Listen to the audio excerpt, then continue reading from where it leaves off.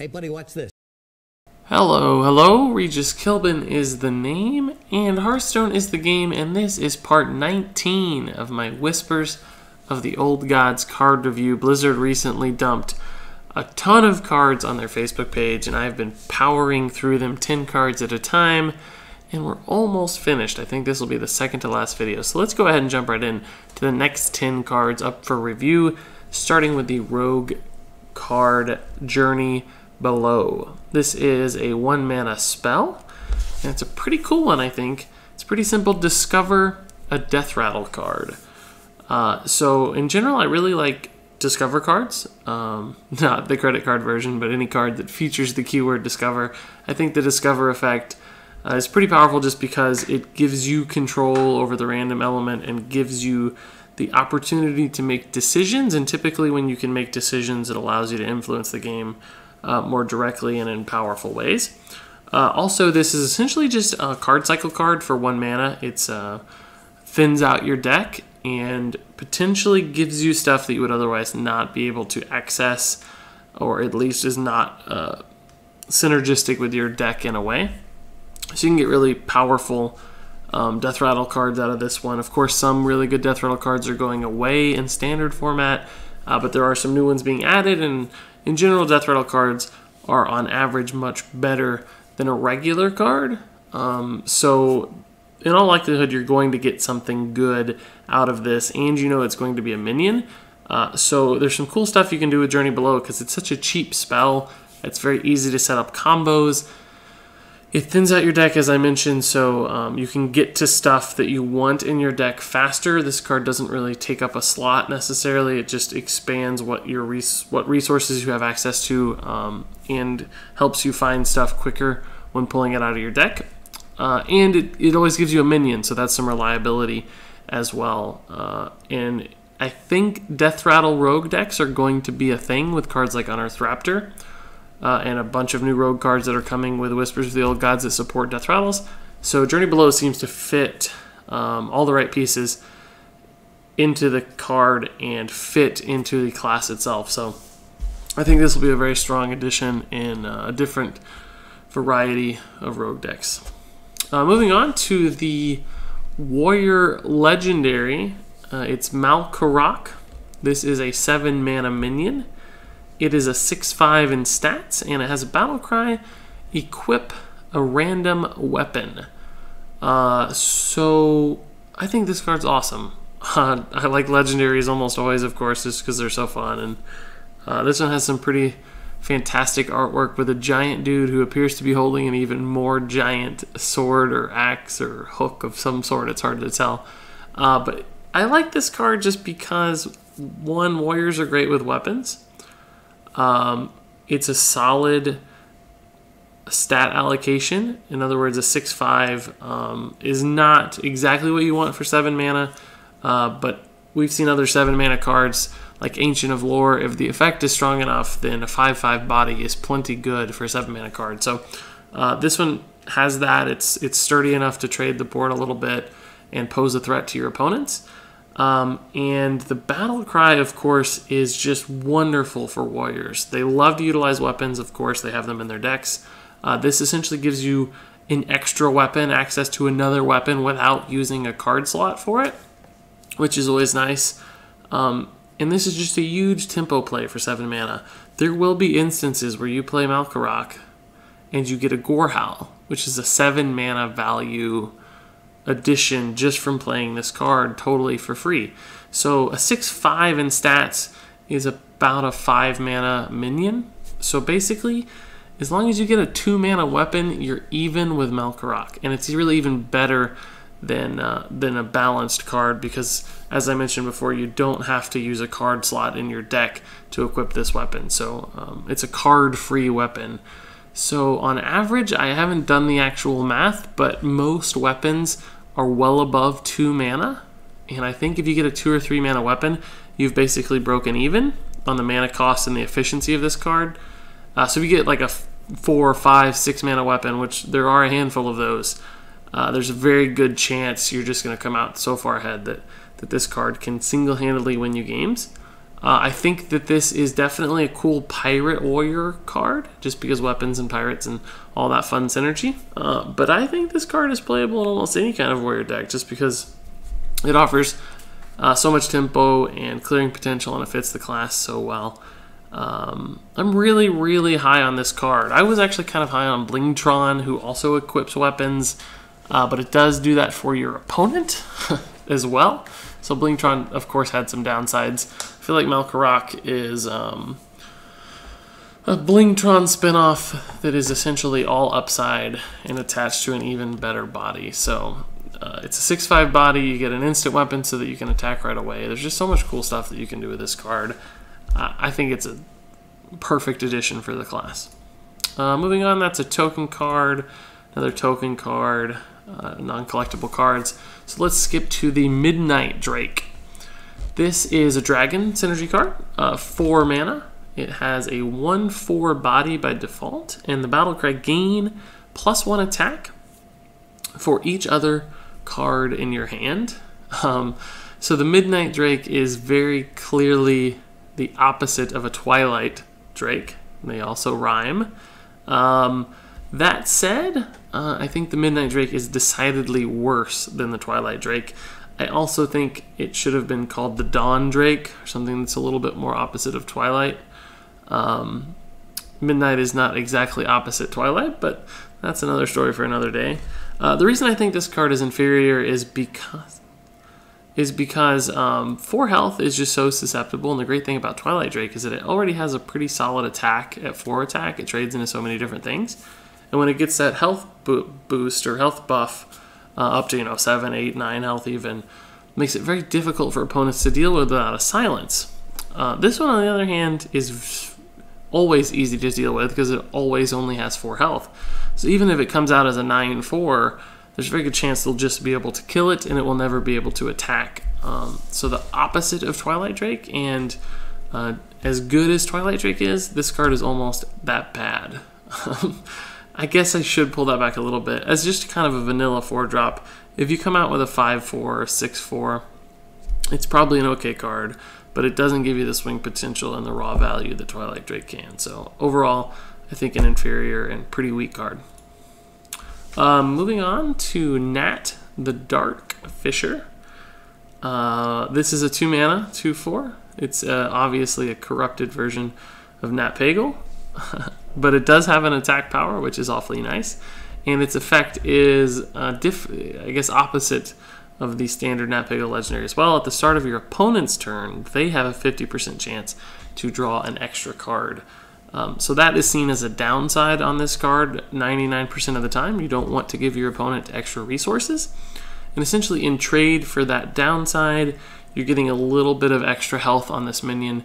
It's a 2/4 instead of a 2/3, which is what you typically see for a 2 mana card. That said, I don't think 1 extra health on a minion is quite worth the chance for your opponent to leave Nat the Darkfisher alive for multiple turns and generate tons of card draw value, because essentially they could just ignore this card. It's not posing a huge threat at 2 attack, right? It's just going to hit for 2 every once in a while. So if they ignore it and start to generate value, it's going to be very punishing to the person who plays Nat the Darkfisher.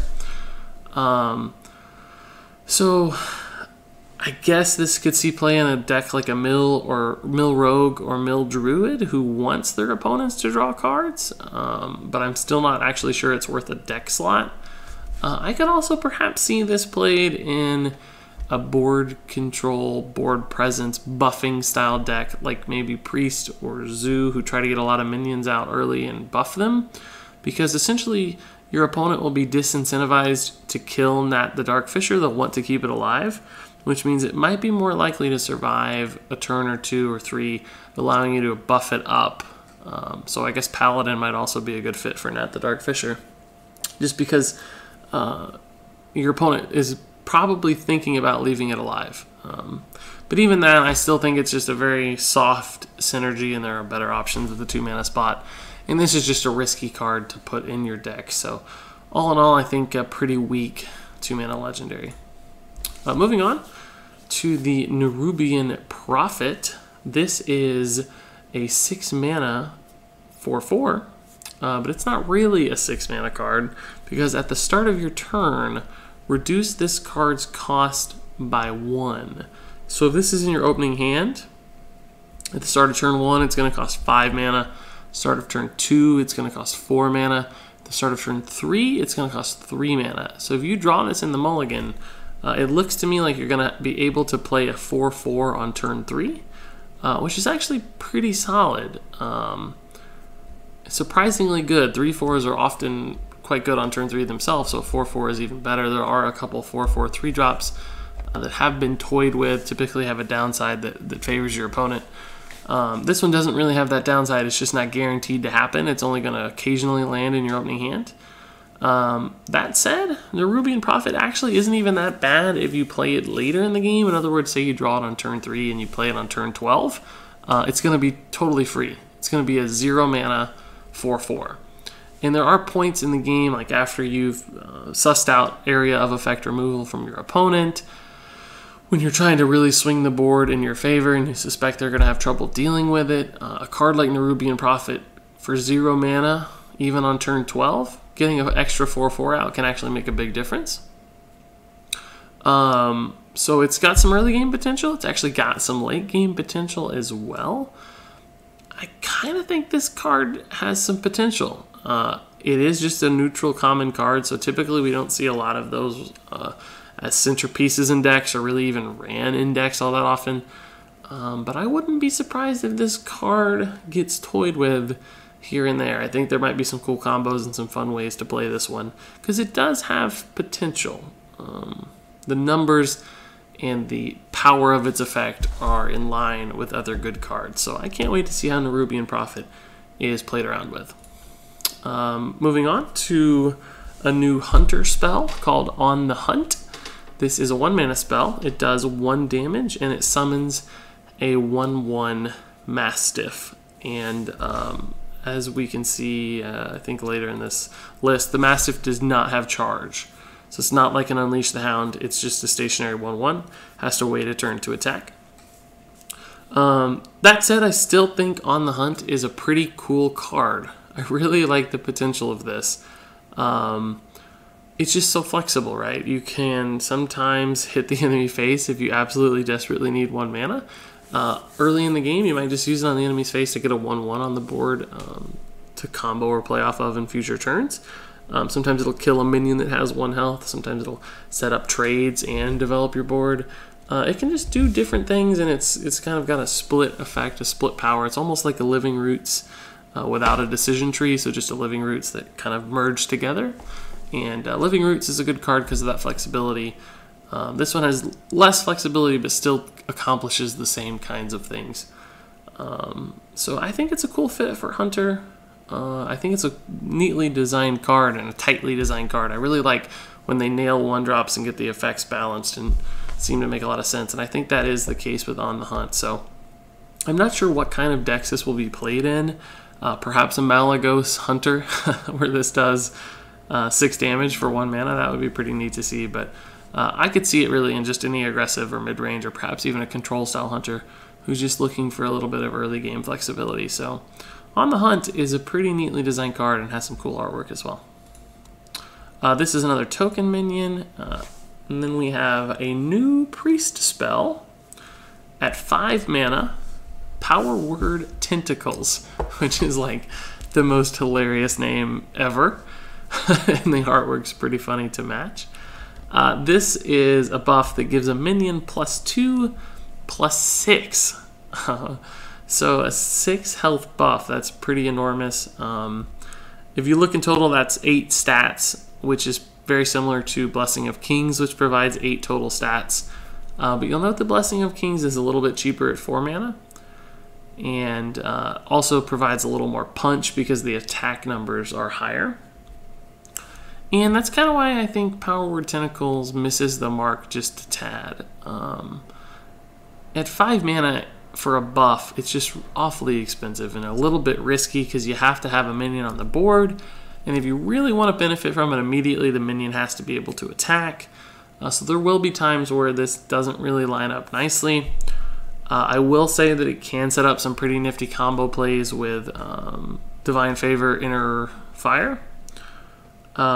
Just because you can buff health by a ton. So if you comboed this right, it would immediately give 12 extra attack just from a single combo with Power Word Tentacles. So if you had like a 4 health minion, you could essentially do 20 attack damage, right, just from a 3-card combo. But that combo is pretty unreliable, and it's never actually played in competitive level. So I don't really think this enables that to any extent. I don't really think it's a great board presence play just because you're investing so much mana into it. The stats are awkward. I don't think this card feels valuable. Feels a little slow. Overall, I think it's a pretty weak buff, which is a shame because it has an amazing, name and artwork. So that's a little sad. Moving on to a new Shaman spell at 1 mana called Primal Fusion. This one's pretty neat. Give a minion +1/+1 for each of your totems. So this is another buffing spell, much like the last one, but unlike the last one, which I think is all kinds of awkward and all kinds of slow, I think this one is pretty nifty. There are situations in many Shaman games where you'll end up with 2, 3, even 4 totems on the board. Because remember, this is totems, which doesn't just mean your hero power totems, but it also means totem golems and mana tide totems and any other kind of totem you can play, flame tongue totem. So it's really not that hard to get 3, 4 totems out onto the board, which means this is essentially kind of a Blessing of Kings sometimes for 1 mana, which, as you can imagine, is totally nuts. So Primal Fusion to me makes sense in a kind of a board rush, almost zoo-style Shaman deck where you get lots of totems out onto the board early and use cards like Primal Fusion to really benefit from that board and just burn your opponents down with lots of damage. Because remember, buffs like this on active minions are often kind of got charge, right? So it's +3/+3, and it's effective immediately if the minion's ready to attack. So it's very helpful in aggressive style decks.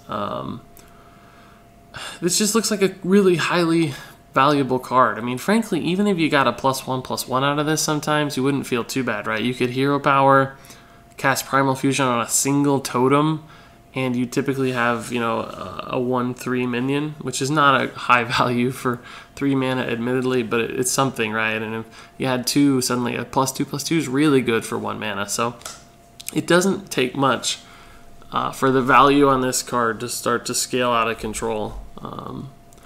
That's why I like it. I think it's balanced in certain extents, but perhaps overpowered depending on the kinds of Shaman decks that run it. So Primal Fusion is definitely a playable card and probably a good one.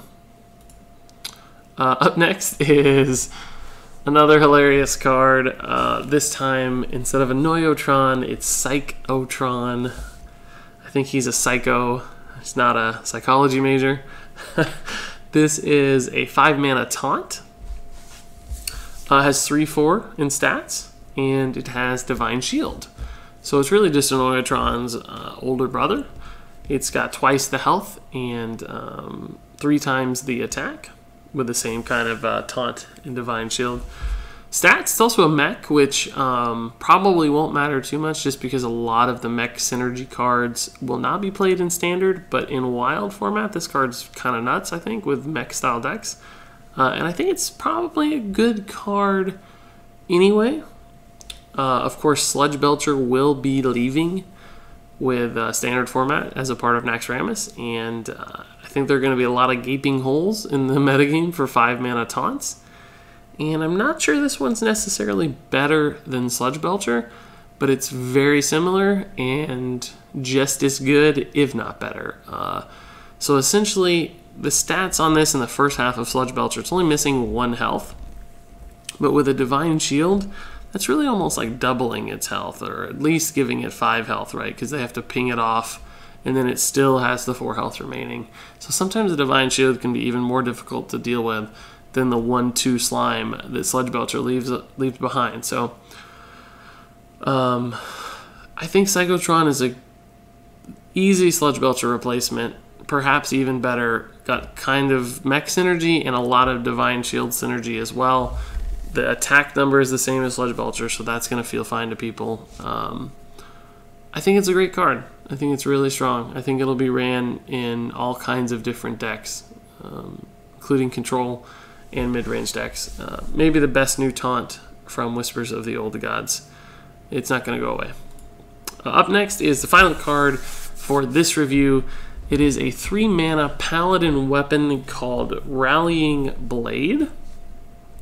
This is a 3-mana 3/2, which will look a little bit like Fiery War Axe in its attack and durability. But it does cost 1 mana extra, and you're basically paying for this battle cry. Give +1/+1 to your minions with Divine Shield. Divine Shield minions like Psychotron, for instance, this would become a 4/5 instantly, which would be totally nuts. That would essentially make it, blanking on the name, but the 4/5 taunt with Divine Shield that is a Tauren. But Paladin has actually gotten a handful of different Divine Shield cards and synergy cards from Whispers of the Old Gods. So Blizzard clearly seems to be pushing this Divine Shield mentality for Paladin. And I think this is the perfect kind of card that ties it all together, because there's already some aggressive Paladin decks that are all about hitting the face with Divine Shielded and buffed minions. And they got a handful of new cards that support that playstyle. And this one is great because it's damage and it's buffs. It has Divine Shield synergy, the 3 things that deck is all about. So I expect Rallying Blade to be played a lot. And frankly, if you just get 1 buff out of this, it feels pretty valuable. But as you start to look for 2 or 3 or 4 buffs that this could potentially provide, the value is totally off the charts. Because the 3/2 weapon is good anyway. It doesn't take much to make it totally insane. And Rallying Blade fits for Paladins and looks like a monster card to me. I think this one's going to be great. So that wraps it up for part 19 of my Whispers of the Old Gods card review. I said some pretty strong stuff about a few of these cards, both that they're bad, or really good. So if you disagree or totally agree, I'd love to hear what you think. Leave a comment below. I would certainly appreciate it. Thanks so much for watching, and until next time, which is the last time for my Whispers of the Old Gods card reviews, game on.